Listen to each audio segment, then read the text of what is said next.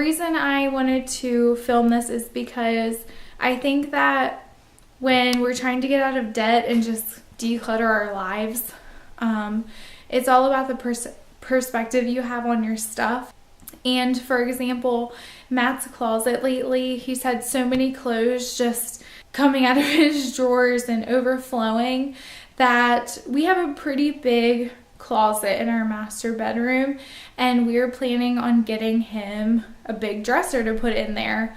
But I'm just thinking, like, he has so many clothes that he doesn't wear anymore, and instead of giving him more space to put more stuff, I think a lot of the time the problem is that we just need to get rid of some stuff.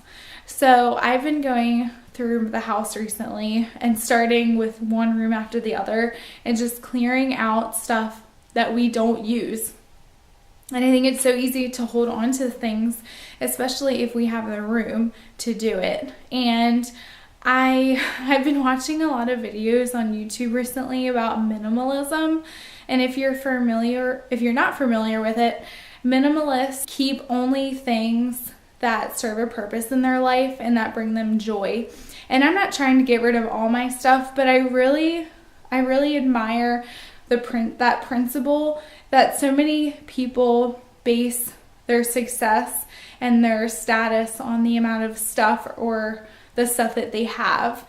And I love that concept because I've always been about not valuing monetary things or tangible things, but valuing time that you spend with others and experiences. And I think that's really important to remember, especially this time of year around the holidays. It's so important to value each other's time and not what we're getting or giving even, really. You want to give, but you want to make sure you have the right intentions with it. And for example, Matt and I, we usually don't even get each other gifts. We usually have a quote Christmas date, we call it, where we go out to dinner at the mall and we'll just go shopping. And that is not shopping like a shopping spree. Like, we'll get each other a new pair of tennis shoes or something that we need. But I value so much just spending that time with him more than anything.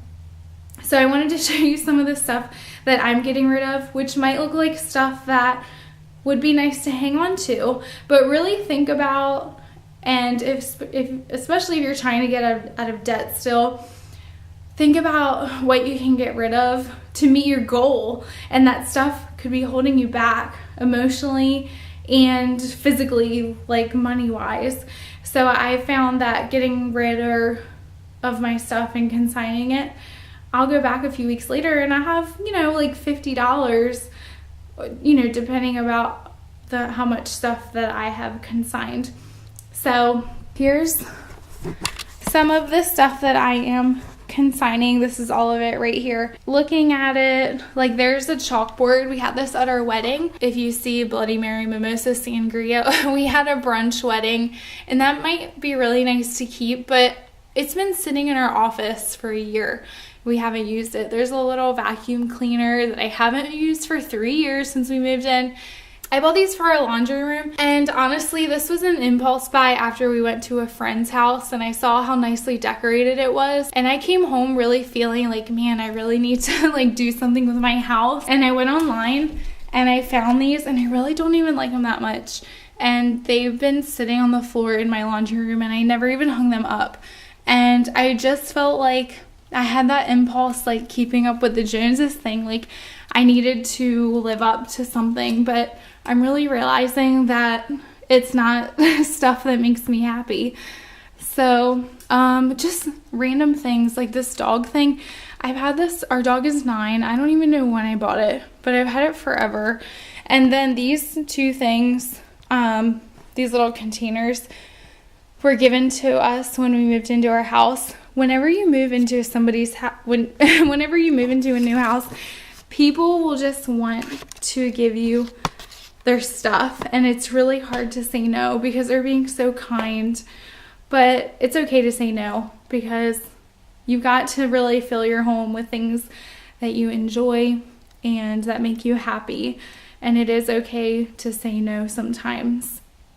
I'm going to show you guys our closet upstairs, what I was talking about with Matt's clothes and everything. I got rid of a lot of stuff, but you'll see how big our closet is and what I meant by that. So I wanted to show you guys Matt's closet here. It's really awkward shaped. I'm going to flip my camera around here so you can see how we have this kind of A-frame structure to our closet.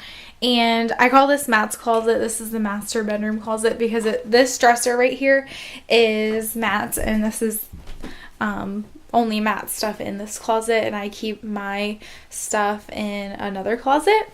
And all of this in the corner are clothes that we want to get rid of, and this is all of Matt's space. He has another small dresser, but these are all Matt's clothes that he owns in this dresser. Sorry, it looks really like messy because the drawers aren't closed.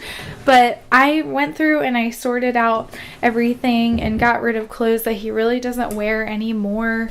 And we realized, I mean, really honestly, how many clothes do you really need? I mean, if your entire dresser is stocked with clothes and he has a few nice shirts hanging up, how many clothes do you really need? So it's just really made me realize, how much stuff do I need? And I would love to hear from you guys, especially if you're trying to get out of debt. What have you sacrificed or realized that you don't need anymore, and you've realized, hey, I'm doing just fine without this thing, even if it's not tangible, like if you've canceled your cable or something.